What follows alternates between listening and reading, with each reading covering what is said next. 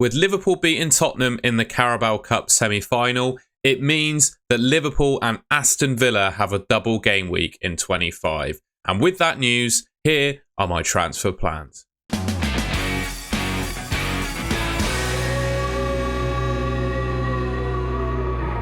A quick look at my team then and how it got on in Game Week 24. I hadn't actually done a full review of my team when Game Week 24 finished because I recorded my initial transfer plans video on the Sunday night before Chelsea played West Ham.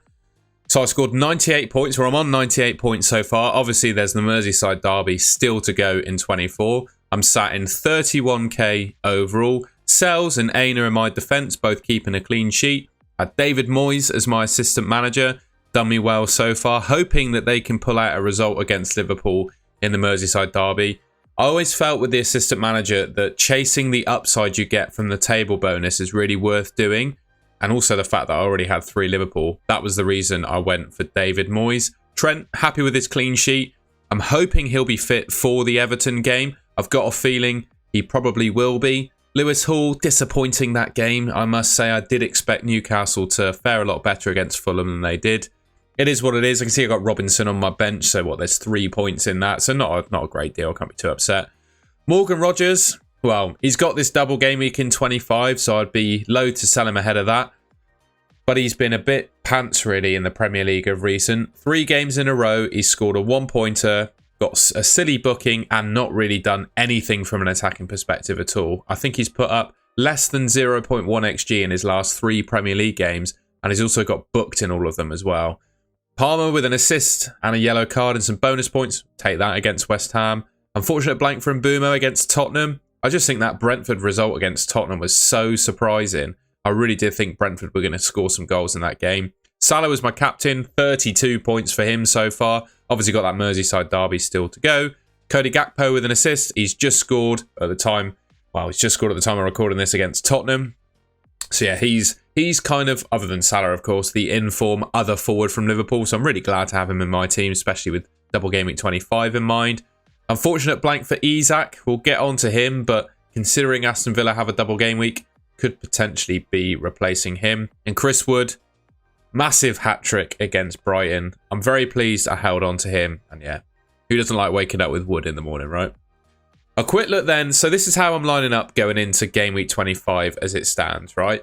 Unfortunately, the expected points from Fantasy Football Hub, I'm recording this literally before even the Carabao Cup game is finished. There's no way these expected points totals are going to be updated. So Robinson, Palmer, they don't have double game week. So you can take away those double game week expected points from them. But just looking at the rest of my team, I'm tripled up on Liverpool already, so there's not really, I can't really do anything to expand on my points potential for Liverpool assets, right? I don't really want to bring in Arnie Slot, that doesn't make sense.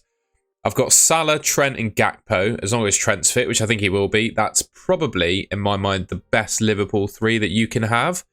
So in order to really attack the double game week, the best way to play it for me is to bring in some Aston Villa assets. Speaking of Aston Villa assets, first up, these are all the permutations around double game week 25 according to FPL Focal. But obviously, the clear thing to focus on, I don't know why I can't get my words out then, is Aston Villa and Liverpool, right? Those are the 2 teams with double game weeks you want to focus on. Aston Villa have Ipswich and then Liverpool. Ipswich is obviously, I wouldn't call it a banker fixture because I don't think that's a thing at all. But obviously, it's a relatively easy fixture as things go. And then Liverpool, Anfield, probably the best team in the whole of Europe right now at Liverpool. That's a tough fixture for them. But again, I think of the assistant manager, I've got David Moyes currently, and I think it's probably time to move him on. I've got David Moyes and 0.6 million in the bank at the moment. So David Moyes comes in at 0.5. I can't go for Arnie Slot because I'm already tripled up on Liverpool. So that leaves a massive gaping hole for Unai Emery to fill. 0.8 million is a good price. Very easy for me to swap David Moyes for him. And it wouldn't be the most outrageous thing in the world for Aston Villa to get a result against Anfield. They've done it before in the past by absolutely doing Liverpool on the counter-attack. And I think there's an opportunity for them to do it again. And I think with that Ipswich game being first up, it's not like I said, I don't like to use the word banker fixtures, but it's a good fixture, right? You'd expect them to win and you'd expect Emery to pick up some points in that one.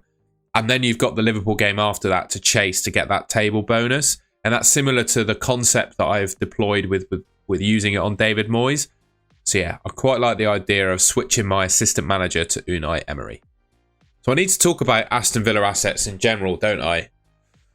And I've got to say, I am not absolutely massive on a lot of them. Watkins, Rodgers, Emery are probably the three that I'd absolutely want to pick. And then in terms of defensive assets, Luca Dean, Martinez, Konsa, probably pickable as well. But would you really want to pick players like Konsa and Martinez, for example? They're only really going to score points if Aston Villa keep clean sheets. And they're not really, I don't know, I just don't feel that Aston Villa are a team that keep a lot of clean sheets. Potentially, or particularly against when they got Liverpool. They're not going to keep a clean sheet in that game, I don't think. So that probably rules out Martinez and Konsa. I do quite like the thought of going for Luca Dean. If I just look at my team as it's landed at the moment. Obviously, Fulham don't have the double in 25. Could I potentially sell Anthony Robinson for Luca Dean and just try and maximise my points on the double game week? I just feel with all those Aston Villa defenders, there's not much attacking threat from quite a lot of them, but Luca Dean is the one really on that left side. He takes free kicks. He's great at crossing the ball, but he's also the biggest troll, I think, in FPL history, and I don't massively trust his minutes. So whilst I do think he's the outstanding of the defenders that I could bring in, I'm not sure I'm absolutely massive on him. So yeah, bit of conversation there about Luca Dean. I might consider bringing him in, but again, with that Liverpool game being the other one of the double, you know, for a defender, it's almost basically a write-off because you definitely back Liverpool to score in that one, I'd say. In terms of the good assets, I've already got Rodgers, right? I don't think there's any justification to get rid of Rodgers. I just keep him. Watkins, he could potentially come in for Isak. It's just a question, right? It's just a question. Isak with Man City away, right? Watkins, I'll talk a little bit about my worries about his minutes in a second. Is Isak away that much worse than Ollie Watkins against Ipswich and Liverpool? Isak with Man City away. I think Man City right now, with the way they're playing defensively, are a team to target. I genuinely think they are a team to target with attacking players. And that's who Isak's got next. So I do think it's quite close between Isak and Watkins in terms of predicted, well, my personal opinion of predicted points, right? I think it naturally makes sense for me to go for Unai Emery as the assistant manager because of the cash I've got in the bank, the fact I'm already tripled up on Liverpool, so I can't go for Slot. It's just a question of whether I bring in Ollie Watkins, I think. And I wanted to look, first of all, at the new Aston Villa signings because, well, actually, we'll go on to the next slide in a second. There are so many players that Villa have in their arsenal from an attacking perspective now. I put Ross Barkley in here. He's probably going to play a little bit deeper, and honestly, class more as a midfielder. But outside of him, they've got 7 players that could play in, well, a maximum of 4 positions. Rashford's obviously signed on loan alongside Marco Asensio. Malin's signed from Dortmund. They've got Rodgers, who has, you know, been a pretty much absolute, I don't know what the word I'm looking for, just a complete trustworthy minutes man in that Aston Villa squad. Jacob Ramsey's been playing on the left at times. Leon Bailey's been playing. Ollie Watkins, obviously, who's an injury doubt at the moment, although I have a feeling he'll be back in fine for Gameweek 25. So you've got all of these assets from Aston Villa at the moment. And it does make me worry. Obviously, like I said, I've still got Rodgers. I've got Rodgers in my team, so there's no justification to get rid of him. But the sheer amount of attacking options that Aston Villa have now with the signings that they've made surely detracts a little bit from the minutes that Rodgers and Watkins are potentially going to play.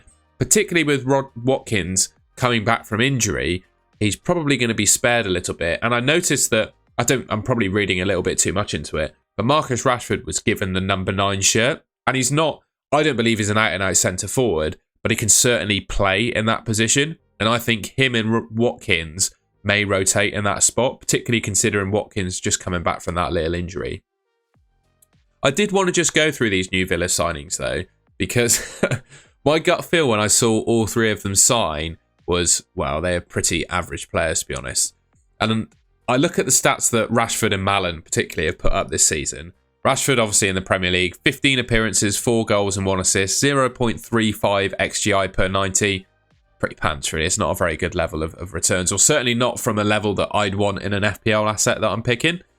Malen in the Bundesliga, so, you know, I don't think it's controversial to say a lower quality league than the Premier League. He put up 0.29 XGI per 90. However, Marco Asensio is quite an interesting one. Now, I know that League One in France gets associated with the Farmers League, etc., etc., and he's made 12 appearances for PSG, the club he was at before he joined Aston Villa, but quite a lot of them were off the bench. So you can see there, 2 goals, 4 assists from 12. But because he was on the bench for quite a lot of those, he's played limited minutes, and he's actually put up 1.21 XGI per 90. So per 90 minutes that he's on a football pitch, he's doing that in terms of returns, which is, I think, higher than any player in the Premier League has put up. Maybe not Salah. I think Salah's probably on par with that. So that's the level, albeit he's not been a regular starter for PSG. That's the level that Marco Asensio's been playing at. And if you look at those numbers just in isolation, you'd say he's had a pretty good time of it so far for PSG. Why the hell have they let him out on loan, first of all? And could he be a rival for Morgan Rogers, right? That's my worry. And could, obviously, Rashford, Malen, etc., could they be rivals for Ollie Watkins? Again, going back, they've got so many players for these attacking positions now. It does make me worry about those good Aston Villa assets minutes. You know, Watkins coming back from injury, how many minutes is he realistically going to get in this double game week, if he even is fit to start it? Rogers, who has been, you know, an absolute stalwart, that was the word I was looking for, an absolute stalwart in that Aston Villa team. I've got him already. I can't sell him, but if you're looking at bringing him in, you know, I would challenge that just by saying, well, how many minutes is he realistically going to play? Sorry, I keep flashing through the slides. You're probably getting a bit waylaid by all the slides flashing I'm doing on. So yeah, I'm mincing my words a little bit in this video, aren't I? It's quite late. I'm recording this just after the Liverpool-Tottenham game, so forgive me. The decision I've got to make then essentially is, do I bring in Luca Dean and do I bring in Ollie Watkins? And my gut feel at the moment is I'm probably not going to bring in either. I don't see Ollie Watkins massively outscoring Isak. And it also means that I have to have Ollie Watkins in my team instead of Isak. And Luca Dean is the biggest troll in FPL history. So the thought of bringing Luca Dean into my team is also not all that attractive. I have just noticed, you have to forgive me on the graphics, it doesn't matter with my bench, but I put the bench points instead of my actual bench and how it lines up. I have to forgive that. But this is what my 11 is looking like going into game week 25. And I think it's probably going to stay that way, to be honest. Like I said, could potentially bring in Luca Dean, Ollie Watkins, but the players I have in my team already, I think, are good enough. And with just my minutes of doubts around those 2 Villa players, probably not going to do it. All right, well, that's the end of the video. I hope you enjoyed it, found it useful. I feel like I repeated myself a fair bit in that video, so apologies for that. It is late. I'm recording this after the Liverpool-Tottenham game, so forgive me. I thought it'd be worth getting an FPL video out as soon as that game finished, sorry, so you guys could get some thoughts on my team. So yeah, if you enjoyed the video, I'd really appreciate it if you could leave me a like rating. Let me know in the comments if there's any other changes you'd make to my team. Like I said, it's all around Ollie Watkins and Luca Dean, in my opinion. The rest of the Villa players, I'm not all that keen on, really. And yeah, if you haven't already, I'd really appreciate it if you could subscribe to the Golden Goal channel, which should be just about there on your screen. About there, yeah. Thank you very much for watching. I'm going to go to bed now, and I'll catch you in my next video.